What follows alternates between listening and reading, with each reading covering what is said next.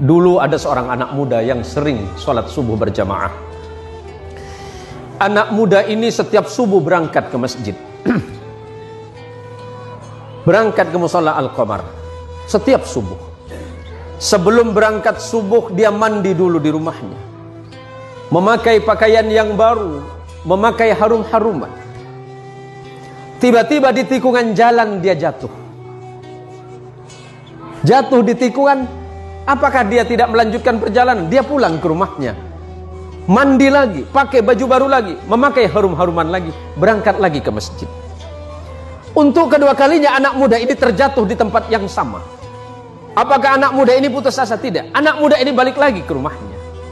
Dia berganti pakaian baru, mandi, berpakaian baru, dan pakai harum-haruman lagi.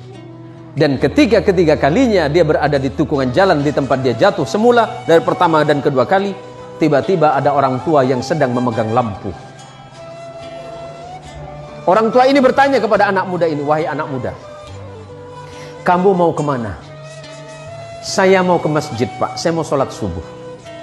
"Iya, dari tadi saya melihatmu dari jauh, engkau jatuh.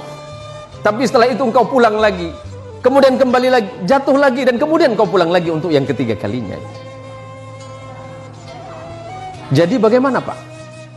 Takutnya kamu jatuh, saya antarkan kamu ke masjid." Diantarkan oleh orang tua ini pakai lampu tadi. Sesampainya di depan masjid, sesampainya di depan mushola Al-Qamar, anggap Al-Qamar.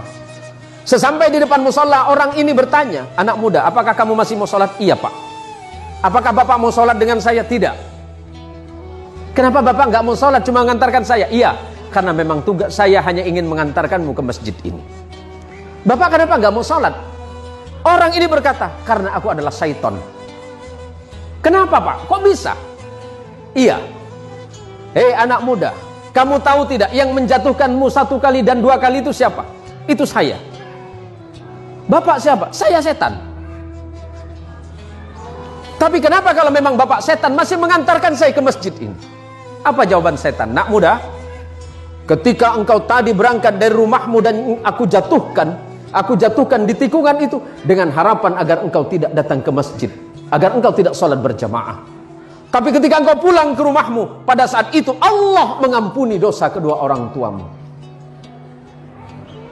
Orang tuamu yang sedang berada di alam kubur, Allah ampunkan dosanya karena sebab engkau yang datang ke masjid."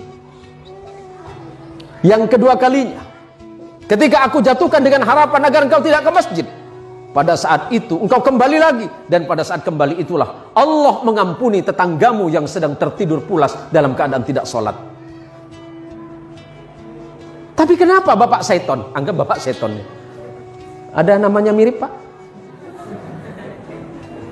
"Ya kenapa Bapak mengantarkan saya ke masjid?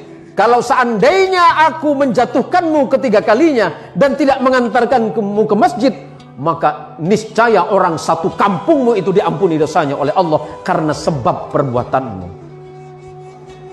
Masya Allah, anak muda yang datang ke masjid, anak muda yang datang ke mushola, apalagi kemudian datang ke mushola sebelum waktunya sholat, dia memperdengarkan adzannya, orang lain kemudian terbangun. Pada saat itulah Allah merasa sedang jatuh cinta kepadamu, hai anak muda.